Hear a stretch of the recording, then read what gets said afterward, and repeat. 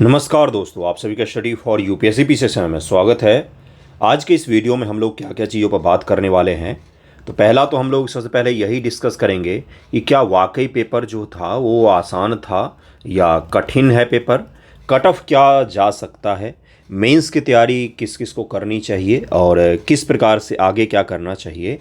दो चीज़ और है इसके अलावा जो सबसे पहले ही मैं जिक्र कर देता हूँ, जो आयोग को समझना चाहिए। इससे मैं कोई जिस तरह से बाकी मास्टर्स बाकी टीचर ललकार रहे हैं वो मैं ललकार नहीं रहा हूँ आयोग को। एक छोटी सी बात बता रहा हूँ कि बापू सभागार जो है जहाँ पर पेपर लिया गया है वहाँ पर पेपर सही ढंग से नहीं हुआ है। कई सारे ऐसे बच्चे हैं जो मैसेज कर रहे हैं जिनको पेपर मिला ही नहीं। ये अन्याय है।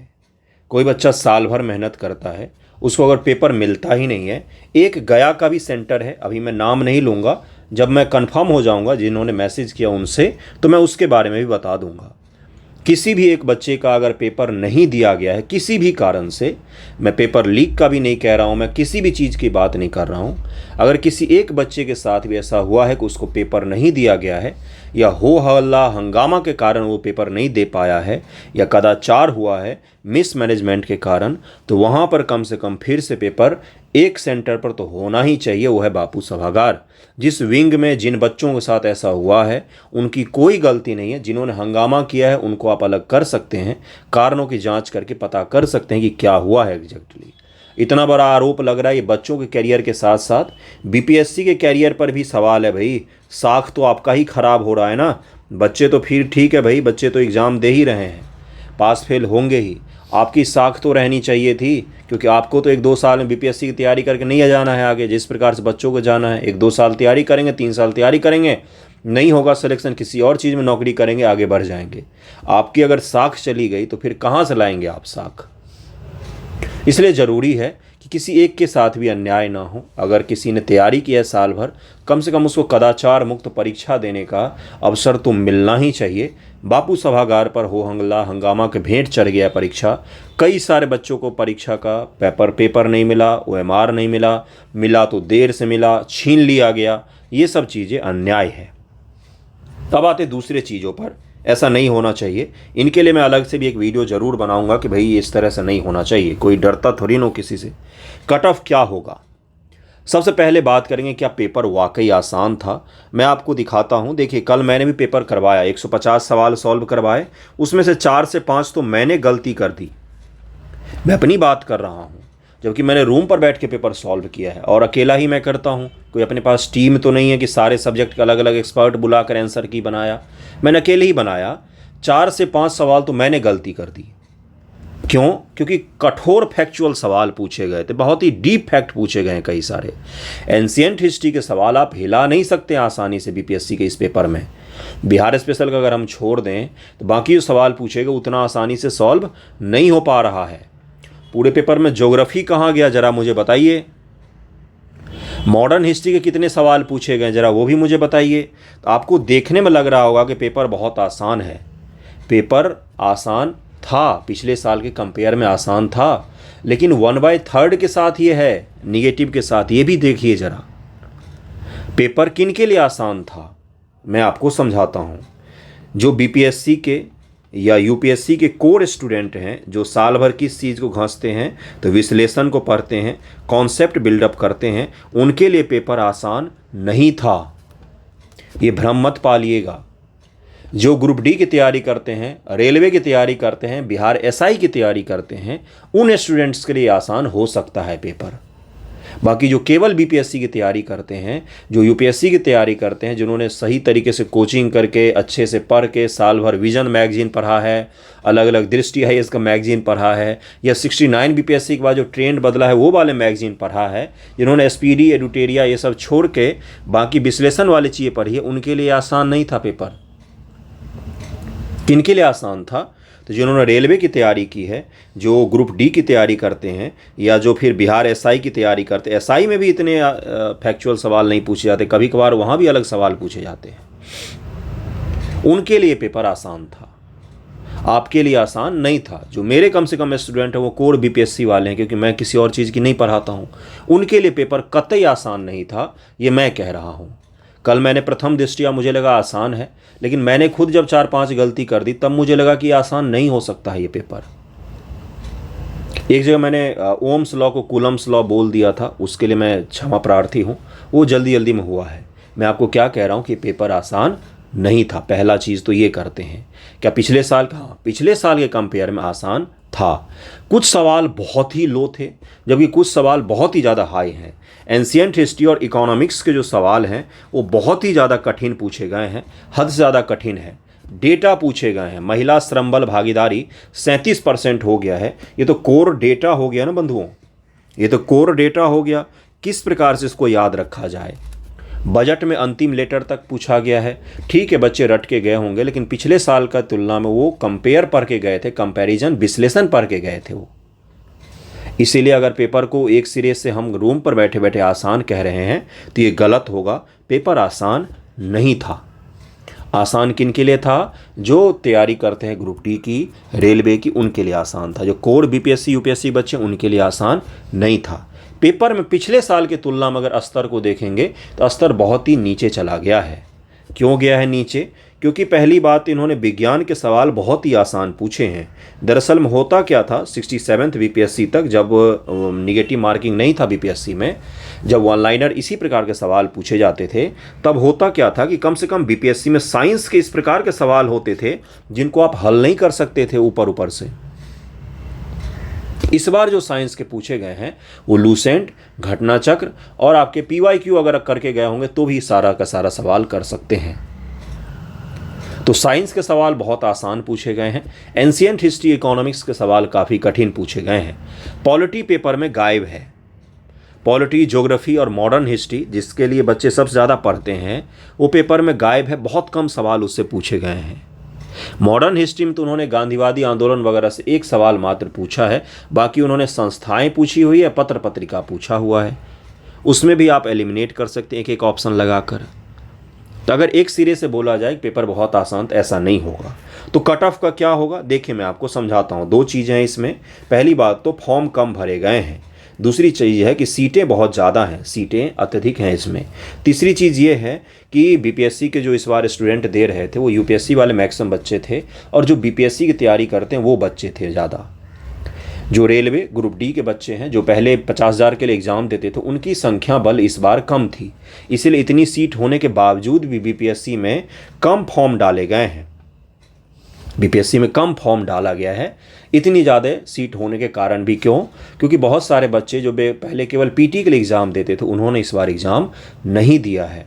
और अपीयरेंस करीब में 70 से 80% ही रहा है, 70 से 80% ही रहा है। यानी कि कम बच्चे अपीयर हुए हैं पिछले साल के कंपेयर करेंगे तो। अगर मुझसे कटअप पूछेंगे तो मैं अत्यधिक हाई करके आपको ये नहीं बताऊंगा कि बहुत ज़्यादा हाई चला जाएगा, बहुत ज़्यादा लो चला जाएगा, नहीं। ऑनपन आप मान के चल सकते हैं कि 95 से 100 के बीच में मेरे हिसाब से कट ऑफ रहना चाहिए। 95 से 100 के बीच में कट ऑफ रहना चाहिए, क्योंकि पेपर बहुत आसान मुझे तो नहीं लग रहा है। कल मुझे लगा था प्रथम दृष्टया, लेकिन एग्जामिनेशन हॉल में जब आप कोर फैक्ट के सवालों को हल करते हैं और उसमें भी 1/3 निगेटिव के साथ में, उसमें भी अगर आपने जीवन भर बीपीएससी की और यूपीएससी के प्रिपरेशन किया है, तो मेरे हिसाब से पेपर आसान कतई नहीं था, बिल्कुल भी नहीं था। इस पेपर में गलती होने की गुंजाइश हद से ज़्यादा थी। क्योंकि अगर आपको फैक्ट आता है तो आप कर ले जाएंगे, फैक्ट नहीं आता है तो आपका गलत हो जाएगा वो सवाल। पिछले साल जैसे एलिमिनेशन लग रहा था कई सारे सवालों में, जिसको हल किया था बच्चों ने, एलिमिनेशन लग रहा था, विश्लेषण था सवाल में, बच्चे दिमाग लगाकर वहाँ पर सॉल्व कर रहे थे, वो चीज़ इस बार था ही नहीं, बिल्कुल ही अभाव था। इस बार था कि अगर आपको आता है तो कर ले जाइए, नहीं तो फिर आगे बढ़ जाइए या फिर निगेटिव ले आइए। यही चीज़ था इसमें। मिनिमम अटेम्प्ट बच्चों ने 130 किए हैं, उससे ज़्यादा ही कि उससे कम नहीं किए हैं। चुना जाएगा करीब 22-23 हज़ार लोगों को पीटी के पश्चात इसमें सेलेक्ट किया जाएगा।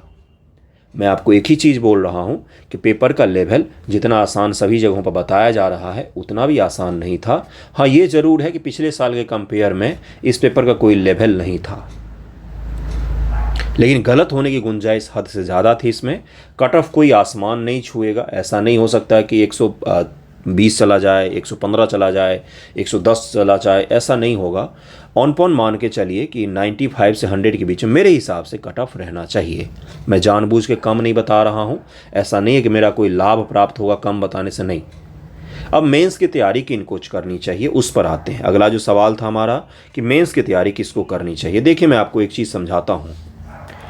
पीटी एग्ज़ाम है, अगर आप पीटी पास करते हैं तो आपको मेंस देना है। अगर आप पीटी फेल भी कर जाते हैं, जो कि ना हो, मेरे स्टूडेंट्स के साथ तो कम से कम ना ही हो, सारे पास कर जाएं, तो भी आपको क्या करना होगा, मेंस की ही तैयारी करनी पड़ेगी, क्योंकि यही आपका काम है। अगर आप बीपीएससी देंगे 71 बीपीएससी का, पहला 2 ही ऑप्शन है, पीटी फेल होने के बाद आप बीपीएससी छोड़ दें, किसी और एग्ज़ाम में लग जाएं, या बीपीएससी पीटी पास होने के बाद जो रिज़ल्ट 15 दिनों में आ जाएगा, आप मेंस की तैयारी करें। अगर आपका पीटी हो जाता है, रिजल्ट आने के बाद आप मेंस की तैयारी शुरू करते हैं, तो ये सबसे ख़राब स्ट्रेटजी होता है कि मेंस का रिजल्ट, पीटी के रिजल्ट के बाद आप मेंस की तैयारी करें। ये सबसे ख़राब स्ट्रेटजी होता है, ऐसा कभी भी नहीं करना चाहिए। ये अत्यधिक जोखिम भरा और गलत फैसला होता है। इसलिए पीटी में आपका मार्क्स अच्छा आ रहा है, पीटी में आपके मार्क्स बुरे आ रहे हैं, आप एससी कैटेगरी के हैं, ईबीसी से हैं, ओबीसी से हैं, गर्ल हैं, बॉय हैं, कोई भी हैं, अगर आपने पीटी का एग्ज़ाम दिया है, अगर आप ये चाह रहे हैं कि अगले पीटी का भी एग्ज़ाम दें आप या अगले मेंस का एग्ज़ाम दें आप, तो भी आपको दोनों ही कंडीशन में अभी मेंस की ही तैयारी करनी पड़ती है। मेंस का सिलेबस मैं बताऊंगा आपको, अभी आपको मेंस की ही तैयारी करनी है। किस प्रकार से करनी है, तो आपको उसके लिए आंसर राइटिंग करना पड़ता है, पढ़ना पड़ता है, अलग से विश्लेषणात्मक पढ़ना पड़ेगा, क्योंकि बीपीएससी का मेंस तो वैसा ही होगा जैसे पिछली बार हुआ था, उसमें तो परिवर्तन नहीं होगा। अभी तक तो यही है भाई। अब क्या पता पेपर देखने को मिले कि भाई पुराने ढर्रे पर चला गया, 8 क्वेश्चन लिखो अब मेंस पास, वो वाला ढर्रा अगर चला गया तब तो राम राम ही होगा। बाकी अगर पुराने 69 वाला पेपर देखेंगे, 68 वाला पेपर देखेंगे, तो मेंस तो कम से कम वैसा ही है, वो तो आसान नहीं हुआ है। उसमें तो आपको सेकेंड पेपर में 20 सवाल लिखने ही हैं, 20-21 सवाल, 15 शॉर्ट फॉर्म के, 5-6 आपको लॉन्ग फॉर्मेट के, डीआई सॉल्व करना ही है। जीएस1 के भी आपको लॉन्ग और शॉर्ट दोनों प्रकार के सवाल सॉल्व करने ही हैं। तो आपको मेंस की ही तैयारी करनी चाहिए सभी को। अगर आपके अच्छे मार्क्स आ रहे हैं तो भी, अगर आपके बुरे मार्क्स आ रहे हैं तो भी, अगर आपको बीपीएससी पीटी आपने दिया है और अगर आप आगे का भी करना चाहते हैं, तो आगे आपको मेंस की ही तैयारी करनी पड़ती है। जो सही तरीका है उसमें होता है कि 1 साल का प्रोसेस है, 1 साल के प्रोसेस में पहले 6 मंथ जो होता है वो मेंस एग्जामिनेशन के लिए होता है, अगले 3 महीने जो होता है वो प्रीलियम एग्ज़ाम के लिए होता है। ये चीज़ क्लियर हो गया। सबसे पहले कट ऑफ बताया मैंने आपको ये बताया पेपर आसान नहीं था, प्रथम दृष्टिया लग रहा है पिछले साल के तुलना में आसान भले ही है, लेकिन आसान किन के लिए था, जो ग्रुप डी और रेलवे की तैयारी करते हैं, एसआई वगैरह की तैयारी करते हैं, उनके लिए था। यूपीएससी बीपीएससी वालों के लिए आसान नहीं था। कट ऑफ 95 से 100 के बीच में मेरे हिसाब से जाना चाहिए। ज़्यादा भी जाएगा कम भी जाएगा तो आपको उससे मतलब अभी नहीं होना चाहिए। अनएक्सपेक्टेड होगा ये पहले ही मैं बता रहा हूँ। आज का डेट है 14 दिसंबर, मैं आपको आज ही बता देता हूँ, नोट डाउन करके रख लीजिएगा। अनएक्सपेक्टेड होगा कट ऑफ, जो आप एक्सपेक्ट नहीं कर सकते हैं। आप सोच रहे होंगे 95 तो हो सकता है 100 चला जाए, आप सोच रहे होंगे 100 तो हो सकता है 92 चला जाए। इसलिए मैं आपको बोलूँगा सबसे बेहतर यही होगा, कट ऑफ और रिजल्ट को छोड़कर अभी केवल अपने मेंस प्रिपरेशन पर ध्यान दीजिएगा।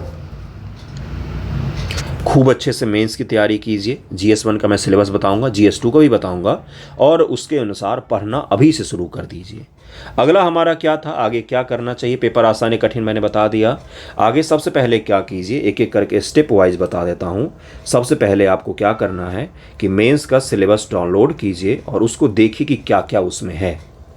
दूसरा देखिए 68 का, 69 का और 67 का, 66 का, जो भी बीपीएससी हुआ है, कम से कम 65 से लेकर 69 तक के जो पेपर आए हैं, उन पेपर के अनुसार से अपना एक एनालिसिस तैयार कीजिए कि किस प्रकार का ट्रेंड चेंज हुआ है।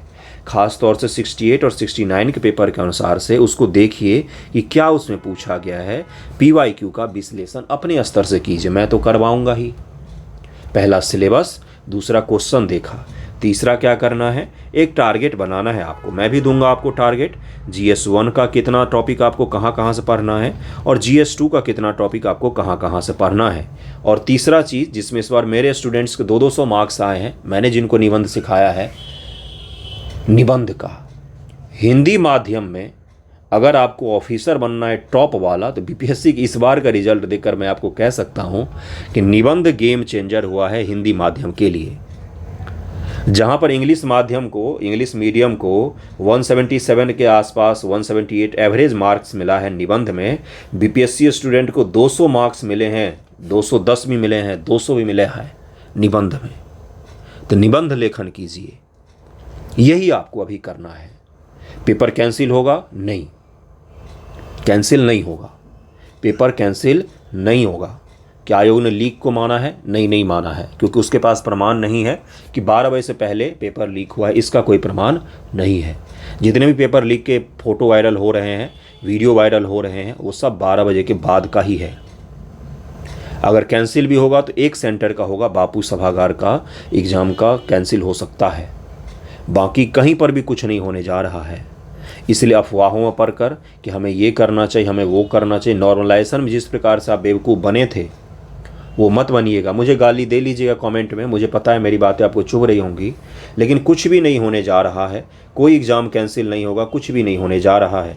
मैं आपको मुंह पर सच बोल दूं, वही मेंटोर होता है। तो सबसे सच्ची चीज़ क्या होगी कि बेवकूफ़ मत बनिएगा। बहुत सारे लोगों को अपनी नेतागिरी चमकानी होगी, यूट्यूब चैनल चमकाना होगा, बहुत कुछ होगा, लेकिन नॉर्मलाइजेशन में जिस प्रकार से आप बने, आपका 4 दिन एग्ज़ाम से पहले ख़राब हुआ, वो कम से कम अभी ना हो। कोई कहीं पर कुछ खास होने जा रहा नहीं है। आयोग ने एक शब्द में क्लियर कर दिया है कि पेपर लीक नहीं हुआ है, जैसा उसने बताया है। मुझे नहीं पता लीक हुआ है सही हुआ, मैं कहाँ से जानूँगा, है ना। दूसरा चीज़ ये बताया है उसने कि बापू सभागार के अलावा कहीं पर कोई हंगामा भी देखने को नहीं मिला है, उसने बोला है, मैं नहीं बोल रहा हूँ। इसलिए मैं आपको झूठ मूठ का ये बोल दूँ पेपर रद्द हो जाएगा, आप पढ़ाई मत कीजिए, इसको लेकर कीजिए, नहीं। आपका अगर सेंटर पर कुछ गड़बड़ी हुआ है, आयोग को मेल कीजिए, प्रूफ के साथ मेल कर दीजिए। EOU का नंबर मैंने कल ग्रुप में दिया था, उसको भी मेल कर दीजिए, व्हाट्सएप कर दीजिए। लेकिन पढ़िए, GS1 GS2 निबंध लेखन पर थोड़ा सा ध्यान दीजिए, मेंस पर, और उसकी पढ़ाई लिखाई शुरू कर दीजिए। BPSC में अगर आपको रहना है तो, अगर आपको BPSC छोड़कर कोई और ऑप्शन दिख रहा है जीवन में, उधर जाएं, तब तो आप बिल्कुल ही जाएं, तब आपको कोई नहीं रोकना चाहिए भाई। क्यों रोकेगा कोई? आप बिल्कुल जाएं। BPSC छोड़कर अलग तरफ में जाना चाहते तो जाएं। अगर BPSC में रहना है, 71 भी देना है, ऑफिसर बनने का अगर सोच रहे हैं, तो फिर आपको यही करना पड़ेगा। सही रास्ता बता रहा हूँ, मेरा इसमें कोई ख़ास बेनिफिट नहीं है, ठीक है। कल मैंने पेपर लीक का एक वीडियो बनाया था, उसको मैंने मोनेटाइज ऑफ कर दिया था कि मुझे पैसे नहीं कमाने हैं पेपर लीक पर वीडियो बनाकर। नहीं, गलत होता है वो। क्यों? क्योंकि इरादा नहीं होता उन चीज़ों का। इसलिए आपको सही गाइड यही करूँगा मैं, मेंस की तैयारी में लगिए, मार्क्स मत देखिए, कितने आपके मार्क्स बन रहे हैं वो मत देखिए। कट ऑफ 95-100 के बीच में रहेगा मेरे हिसाब से। मैं गलत हो सकता हूँ 100%, पिछली बार भी मेरा गलत हो गया था कट ऑफ का, हो सकता है गलत हो जाऊँ मैं, उसमें कोई बड़ा चीज़ नहीं है। 95-100 के बीच में कट ऑफ रहेगा। कितना भी आपका मार्क्स आ रहा है, आपके मार्क्स 60 आ रहे हैं, आपके मार्क्स 110 आ रहे हैं, या आपके मार्क्स 120 आ रहा है, या 80 आ रहा है, मायने नहीं रखता है। मायने क्या रखता है कि आप मेंस की तैयारी आज से करें, 14 दिसंबर से शुरू करें। क्यों शुरू करें? क्योंकि आपको BPSC देना है, इस बार का मेंस नहीं तो अगली बार का मेंस देना है। ये होता है एक सही तरीका से पढ़ने का जुनून। वो अगर होगा तो आज से करिएगा, यही मुझे आपको बताना था। बाकी परेशान और हतोत्साहित नहीं होना है कि एग्ज़ाम ख़राब गया है, अच्छा के सोचना ही नहीं है। आपने जिस चीज़ की तैयारी ही नहीं की, आप मुझे बताइएगा, अगर मैंने SSC की तैयारी नहीं की, मुझे SSC के पेपर में बिठा दिया जाएगा तो एग्ज़ाम ख़राब भी जाएगा तो मैं क्यों रोऊंगा भाई? क्योंकि मैंने उस लेवल की तैयारी ही नहीं की। आपने इस लेवल की तैयारी नहीं की, फिर भी आपने अपना बेस्ट दिया, आप अच्छे से पेपर हल करके आए हैं, तो फिर आप उदास क्यों होना, परेशान किस लिए होना? किसी को जवाब नहीं देना है, लोग नहीं समझेंगे। आप उनको अगर बोलोगे ना कि पेपर आसान आ गया था इसलिए गलत हो गया तो हंसेंगे, बोलेंगे कि ऐसा कैसे हो गया, कठिन पढ़ा है तो आसान तो हल करने आना चाहिए ना। ऐसा नहीं होता है, नहीं होता है भाई ऐसा। जो पढ़ाते हैं, मैं पढ़ाता हूँ और आप पढ़ते हैं, आप तैयारी करते हैं, आपने एग्ज़ाम दिया, मैंने भी दिया था अपने समय में, तो मैं जानता हूँ भाई कि इस तरह से नहीं होता है। यूपीएससी का बच्चा बिहार एसआई में फेल कर सकता है, बिहार एसआई का बच्चा यूपीएससी में फेल कर सकता है, क्योंकि दोनों का स्तर, दोनों के तैयारी का तरीका, सवाल, हर चीज़ अलग अलग होता है। इसलिए रिलैक्स होकर मेंस की तैयारी कीजिए। मार्क्स कितने भी आपके बन रहे हों उस पर सोचना ही नहीं है, ठीक है। इसीलिए ये छोटा सा वीडियो मैंने बनाया था। अगले वीडियो में आपको मेंस का सिलेबस बता दूंगा, हर चीज़ बता दूंगा। ओके, आई होप आप समझ गए होंगे। आप मुझे बताइएगा। अंत में मैं इसलिए बता रहा हूँ, शुरू में नहीं बताया, बच्चे बोलेंगे कि अपना कोर्स बेचने के लिए आ गया। ऐसा नहीं, आंसर राइटिंग अपना चल ही रहा है, साल भर चलता है। तो 20 दिसंबर से आंसर राइटिंग शुरू हो रहा है। नए बैच होंगे सारे, बेसिक एनसीईआरटी के ग्रुप होंगे एक, और एक जीएस का ग्रुप होगा, एक ओनली निबंध का ग्रुप होगा। अगर आपको किसी में भी ऐड होना हो, जीएस के लिए वही लोग ऐड होइएगा जिन्होंने पहले आंसर राइटिंग की हो, एनसीईआरटी के लिए वो ऐड हो सकते हैं जिन्होंने आज तक जीवन में आंसर राइटिंग नहीं किया है। एक जीएस का ग्रुप होगा, एक एनसीईआरटी का होगा और एक निबंध का होगा, जिसमें केवल निबंध होगा। सप्ताह में 3 दिन निबंध लेखन अगर सीख जाएंगे, 200 मार्क्स लाए एक स्टूडेंट ने मेरे, मैं भी चकित था भाई कितने 200 मार्क्स कैसे आ गए इसके। खैर कोई बात नहीं। जीएस में वो लोग ऐड होते हैं जिनको थोड़ा बहुत आपने लिखा हो पहले, और एनसीईआरटी जिन्होंने आज तक कोई आंसर नहीं लिखा हो वो ऐड हो सकते हैं। निबंध में आपकी इच्छा, आप ऐड हो सकते हैं। जीएस ग्रुप में भी सैटरडे को निबंध मिलता है, एनसीईआरटी ग्रुप में भी सैटरडे को निबंध मिलता है, और निबंध ग्रुप में भी आपको सप्ताह में 3 दिन निबंध मिलेगा। प्राइस बहुत कम है, पिछली बार से प्राइस कम ही कर दिया है मैंने। तो लिखिए अभी से, मेंस की तैयारी कीजिएगा भाइयों बहनों। ये मैं रिक्वेस्ट ही कर रहा हूँ आपको, किसी अफवाह में, किसी चीज़ में नहीं पढ़ना है। जो इन सब चीज़ों से दूर रहते हैं ना, उन्हीं का होता है। मैंने इतना तो देख लिया है, ठीक है। Thank you so much. अगले वीडियो में आपको मेंस का सिलेबस बताऊंगा। थैंक यू सो मच इस वीडियो को देखने के लिए।